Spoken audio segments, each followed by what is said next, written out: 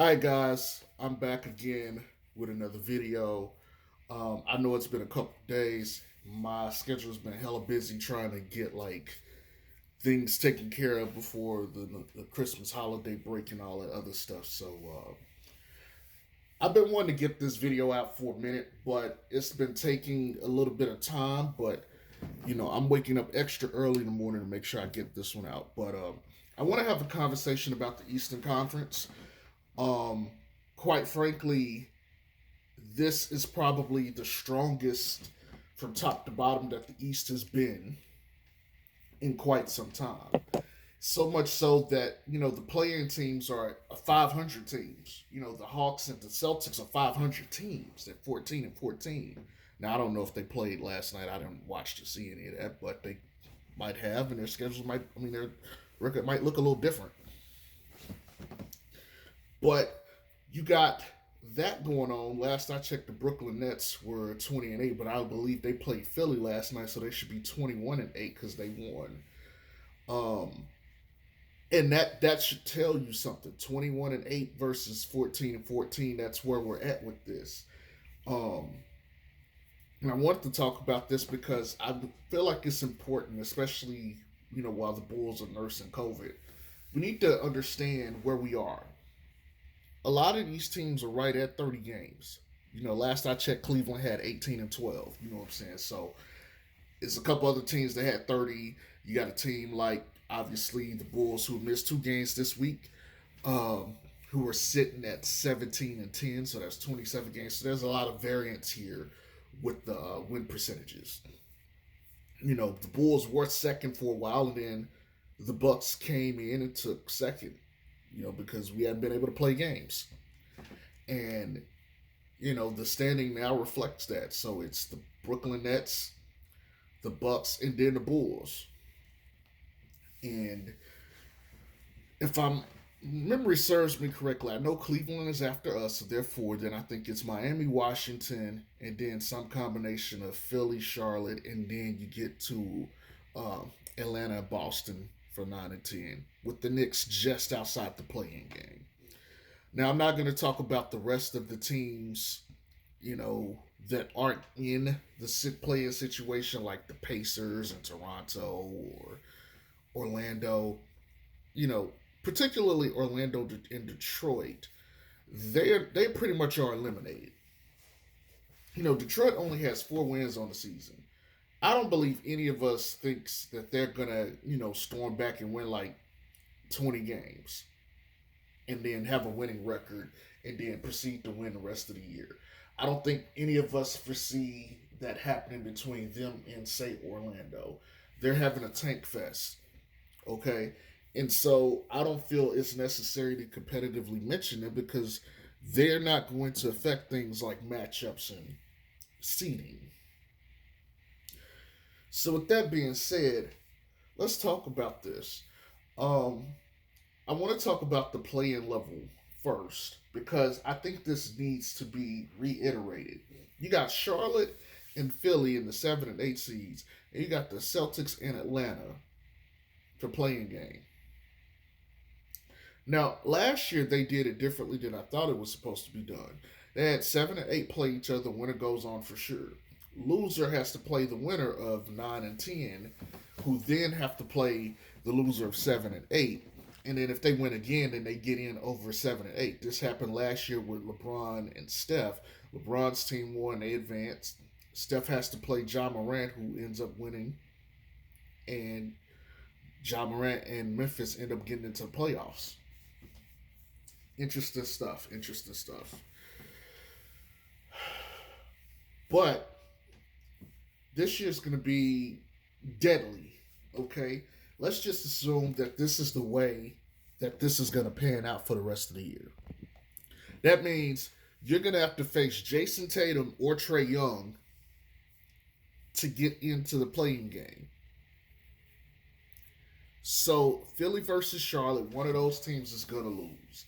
Then they're going to have to see Jason Tatum or Trae Young to get into the playoffs. Now, we know what the history of Philly is like without Ben Simmons this year, but Last year, they ended up playing Atlanta to get into the conference finals when they had Ben Simmons.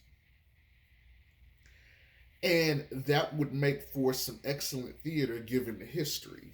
Granted, Ben won't be on that team.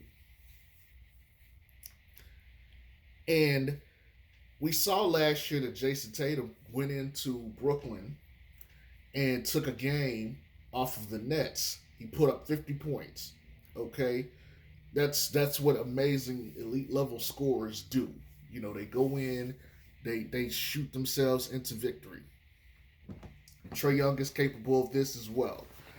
Now, Charlotte is still trying to find its way. You know, LaMelo is their guy, but LaMelo is not the guy, if that makes sense. Like Joel Embiid is established as one of the guys. You know, LaMelo is trying to get there. Okay, so Embiid is going to be formidable, and let's just assume that they lose to Charlotte. Charlotte gets in. Embiid is a monster, and so it's going to be a contested battle no matter who he has to play. But I can promise you this: there's not a team sitting above them right now that would want to be in a playing game situation where they have to play Jason Tatum. When you're playing players like that, you're splitting hairs, and any one game can tip the favor. Any one game. And so, if you're in that 7 to 8 range this year, you're in the wrong territory to be. Wrong territory to be.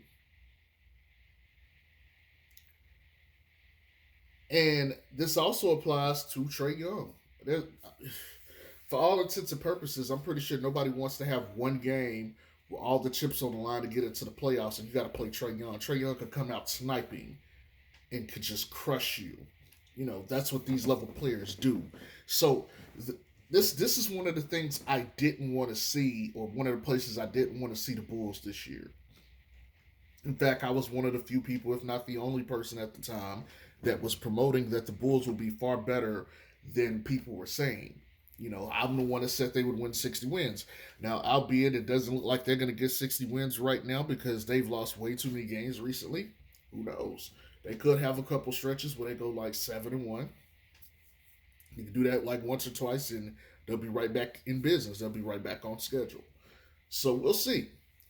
But I had the Bulls basically being in the top end of the Eastern Conference, and because of it,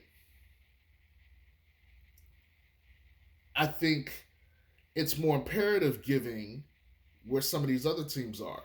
Because I had Charlotte in play-in level, but I had them on the lower end. I also had the Knicks ahead of everybody else, along with Atlanta. I thought they would be like in the middle of the pack, along with the Celtics. And I had Philly kind of like right there too. It's kind of odd though to me how some of this ended up. Atlanta, it's the Celtics being like middle of the pack and being way back to me was not something I was expecting. Okay, Cleveland even. I'm not saying that I thought they were going to be bad. I thought they were going to be competitively viable though. I didn't. I thought they might be like a 38, win team, maybe 41. But I didn't think that they were going to end up having an 18-12 record. I did not see that coming. And I know a lot of people know me. If you follow my channel, I said the Wizards were going to be there. Now, they've been losing a lot recently. And I get it. They also got Kuzma protocols and stuff like that. I'm not making any excuses for them. They're 5 of 11 of their last, 16 games. Especially after starting off 10-3. And so I really think, or I hesitate to say that they're not going to be good at this point. I've seen too much from them, and they have way too much, in my opinion, to solidify them. However, I know that news about Bradley Beal refusing to do like an extension until his contract seemingly is up. That's kind of a little wrinkle there, because It's a distraction. But I think they'll come back and they'll rise and they'll be better and they will win more games and that will all get put to bed. We'll see. But I stuck my neck out for Washington and a lot of people saw how good they were and it was just like, wow, you know, they have the right pieces to be very good. And that was despite Rui Hachimura. Speaking of which, the Wizards, if I'm not mistaken, is the 6th seed, so they missed the play-in. And due to where we're placed, um, if the playoffs were to start today, we would be matched up with the Wizards. Now, the Wizards is one of the few teams that we have not had an opportunity to play in the East yet, along with the Bucks and Atlanta. We have not played either of those teams, and there's a couple more teams we haven't played. I'm not going to get into the meat and potatoes of that. I don't think it's necessary or relevant at this time, you know. And I'm not talking about the West either. Yes, I know we have not played Phoenix and, like I said, a couple other teams, but I'm not going to get into that right now. That's not what this is for. But that would be our first round matchup. And I could comfortably say, healthy, our team versus theirs, we beat them. We definitely beat them. Won't be easy, but we will beat them. Now, the other issue that comes in is like, okay, if we win that game, I think Miami beats Cleveland, and so we would end up matched up with Miami, and I don't see us winning that matchup. Hell, we haven't won all year. Granted, circumstances have been there for like COVID and other things, but I don't see us winning a series, a 7-game series. And so we would go out in the second round,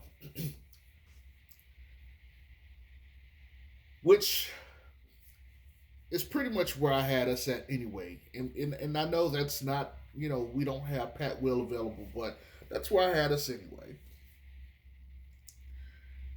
Brooklyn is still number one. The Bucks are, I believe, number two. So I am not sure. I think that would mean if both win, they would end up. No, I don't think. Yeah, because that it doesn't work that way. There's no way one and two should play. So I'm gonna have to go look at this again. I apologize for not having this right off the top of my head, but I don't think, you know, now that I think about it, I don't think we would play Miami. We would probably play the Bucks, and Miami would play Brooklyn, and I would love to see both of those matches. I don't think we beat the Bucks either. I think if we had an opportunity to play the Brooklyn, there's a chance we could beat them because they have weakness. But I don't think we beat them outright. You know, the first round against the Wizards, I say we beat them outright. But the other two teams between the Bucks and the Heat, no chance. Brooklyn, I feel like have weakness and they can be gotten. Even though I'm not counting the wins against Brooklyn this year because we played them both times on the nights of back to back. It was their second game. I don't think that's a fair show of what they can do. Also, Mr. Joe Harris hurts, but we're not going to get into that. So here's where we're at right now. Shout outs to Coach Jason Maples on Twitter because he's the person I saw that said this, and I agree with him 100%. It's like the Bulls are not in that top first tier where it's like they have championship level dreams, aspirations this year. But that next group, they are the best team in that next group.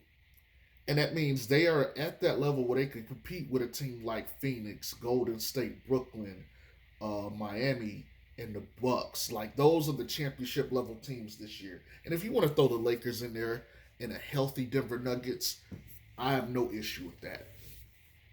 If you don't want to throw them in there, I have no issue with that. But ultimately, those are the teams that we think will be winning a ring this year. The five that I listed above, they're not in that category. Okay, yes, they beat the Nets twice, but the situation or the circumstance is valid. On the second night of back to backs, older teams versus young legs, I think that is important to mention. And I don't think we play them again this year, so we don't get to see how we would stack up against them if it was just a fresh game. These are things to consider.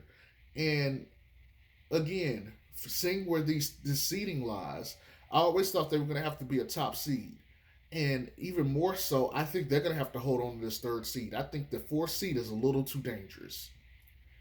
I think the fourth and fifth seeds are way too dangerous for the Bulls to have to, like, deal with. I think they have to be one of those first three seeds because matchup wise, it is not going to be fun trying to play some of these teams.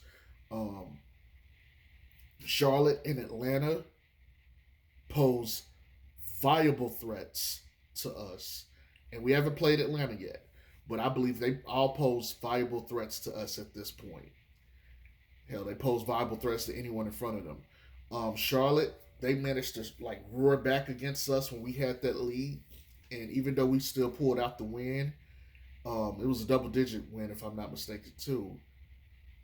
You can see how they could, come in and matchup style play us very well. These are things that I was considering long before the season started. These were because that's how my mind works. I'm not just thinking about winning games. I'm thinking about the later on matchups. And some of these teams are going to expose us due to us having a lack of power forward play, which is going to lead me into the next topic. Trade season. 85% of the league became tradable on the 15th, which is a couple days ago. Now, I've seen two reports. One saying that the Bulls are looking for a wing defender off the bench, which gave me two thought processes. Either they were just comfortable with what they have and don't want to push for too much anything else and just like, hey, let's just see where this team is this year, make moves this offseason. Or they're keeping the stuff that they really want to do under wraps and they want to make some deals, but they try to keep values and things and stuff a secret so they can maneuver in stealth. Well, that's what I thought until I saw the second report that came out and said that the Bulls are going to be buyers, which makes sense. They're going to have to strike while the iron's hot.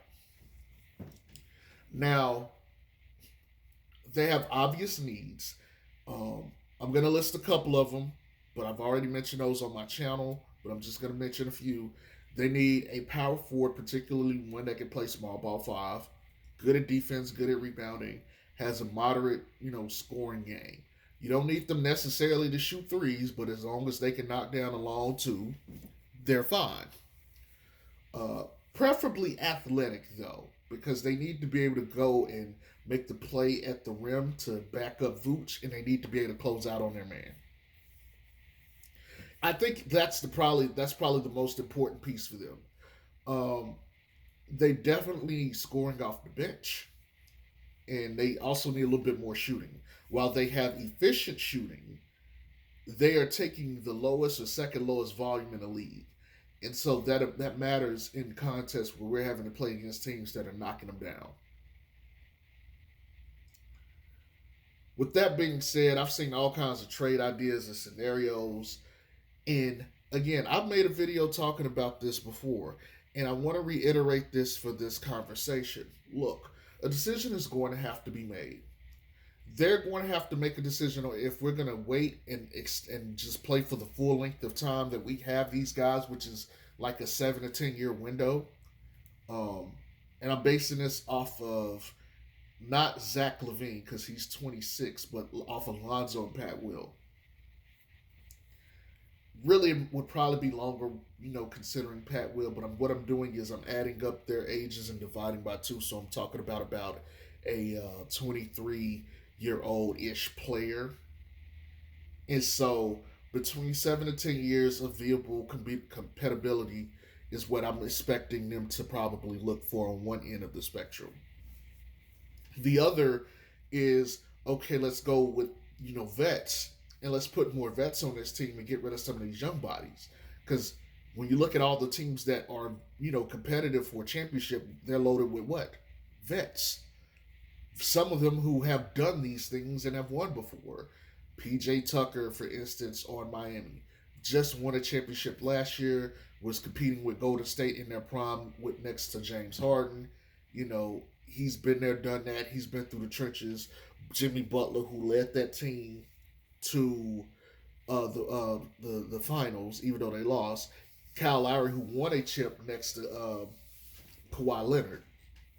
You know, obviously Draymond and Steph, and then you got like CP3, Book, and Ayton, who just went to the finals last year. You got Giannis, who was the champion, the current champion, and then you got KD, who's been there, done that. Harden and Kyrie have also been to the finals before, albeit on separate teams. Harden was there with OKC with Kevin Durant, oddly enough, and Kyrie went with LeBron and won a chip, even though Kyrie's not available. And again, this all makes sense too, as far as these teams being competitively top tier, because again, they have vets who have done it all. Now, the Lakers have won a championship in recent years, and they still have LeBron and AD and Russ, and so that is something to factor into this, especially in the playoffs. Denver, which was the other team I was saying, okay, you know, they could be up in that conversation too. While they haven't got there yet, their guys are good enough to get there.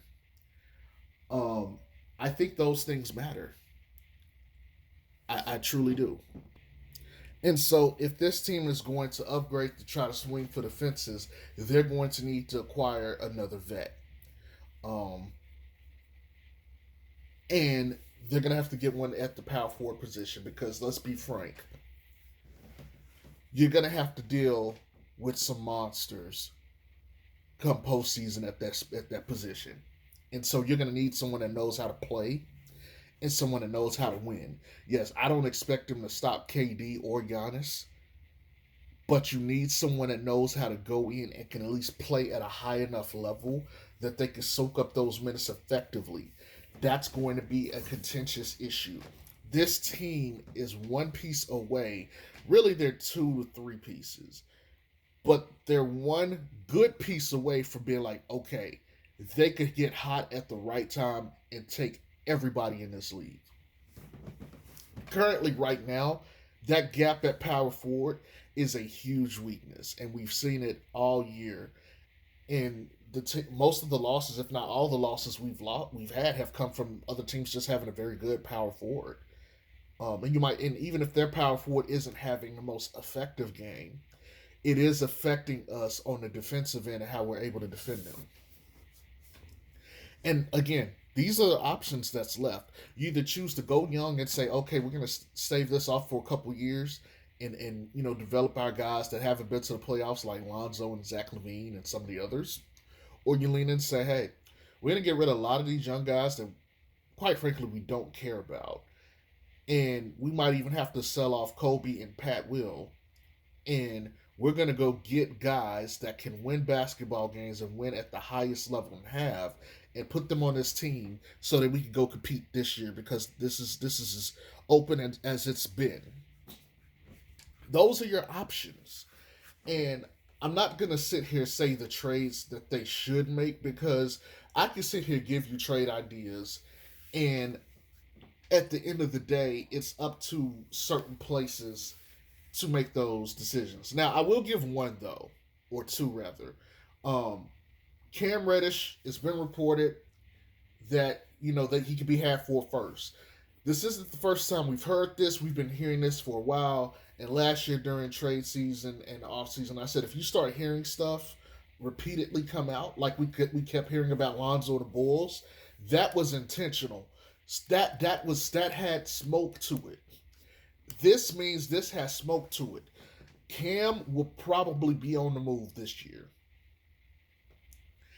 And he is one of those guys where I think we should definitely take a crack at. There's a couple of teams that would like to have Cam on their roster. I think we definitely want Cam on this roster. I think he fills a lot of weaknesses and a lot of holes for us, like shooting, especially.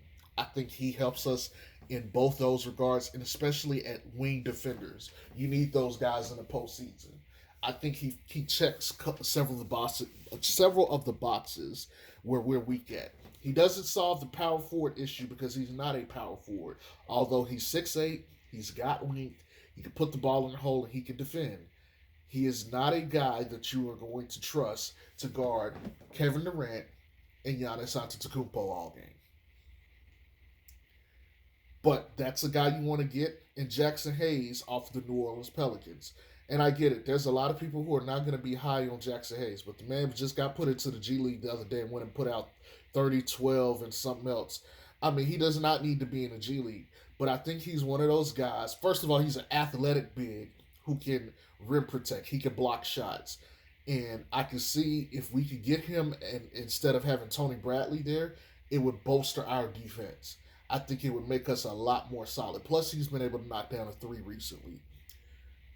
So if you're saying we're going to get a guy off the bench that can also space the floor, and he can rim protect, and he can rim run, I think you got to call New Orleans and ask them what they want. And I could see a deal where we offer up, say, Portland's first and Kobe White, and we say, okay, we're going to send these guys out, and we're going to get Jackson Hayes and Cam Reddish back. And that's the beautiful thing about the Cam Reddish deal, because I thought maybe you would probably have to send Kobe there. If all they want is a first, Kobe can be used for another guy. And I would like to send Kobe to New Orleans because they want a better point guard, a better scoring guard. And I think that would be Kobe White. I think he gets an opportunity to start there. I think he gets to build with Zion and Brandon Ingram, and he can be solid for them going forward. And in the meantime, New Orleans, who really doesn't know what to do or whatever with Jackson Hayes, I think he just needs to change the scenery. And I think Billy Donovan can reach Jackson Hayes in a way that will make Jackson Hayes play the best ball of his career. And I think there's value in that. Same thing with Cam. I think Cam I think has gotten shafted, and I think he needs a new change of scenery. So I would like to get both of those guys on this team. And it wouldn't cost much. It wouldn't cost much at all. And it would address a couple of things. Now, the power forward issue is a whole different monster. I'm not going to get into that one. But those two trades, I think, are something that this team could do, and it will still position us. Like losing Kobe, you get Cam. I think you still get the scoring. So I don't think you miss out on the scoring productivity. I think you get better defense, which makes us better. Especially off the bench. I think that gives you more time for guys like Zach LaVine and DeMar DeRozan to rest, so they're not eating heavy minutes. That kind of stuff matters. Jackson Hayes, again, I think he's a rim protector. I think he'll run the floor. He gives you verticality, and he can space the floor. And he'll also be another body to get rebounds. I think you take him. He's better than Tony Bradley. And I think you work with him to get him to that next level. And I think he has a pretty good ceiling, especially now that he's shown he can knock down that three. Outside of that, like I said, I'm not going to get into power forward talk because there's way too many guys out there. There's way too many deals with too many teams. And I don't want to try to convolute this because this is hearsay. I could mention Vooch going here, DeRozan going here, and I know a lot of people don't want to hear the DeRozan talk, but if you're going to go young, those two eventually will have to go, even if it's not this year and stuff. So I know people are going to talk about Marvin Bagley and a couple of these other guys out here. I'm not going to do that in this video. Ultimately, that's where we're at, though. We're at the top of the conference, having missed, several days of play. Guys are recuperating and getting rest, which will help healing these aching bodies and these guys that were playing long minutes. But there's a decision that's going to be made. And I'm going to reiterate and say this. Watch the moves that they make and that they don't make. It will tell you everything you need to know about how Acme is thinking. Anyways, I hope you guys have a wonderful day. Enjoy your Christmas holiday break, because I know I will be enjoying mine. And I will still be dropping videos and content. But y'all have a good one. Peace.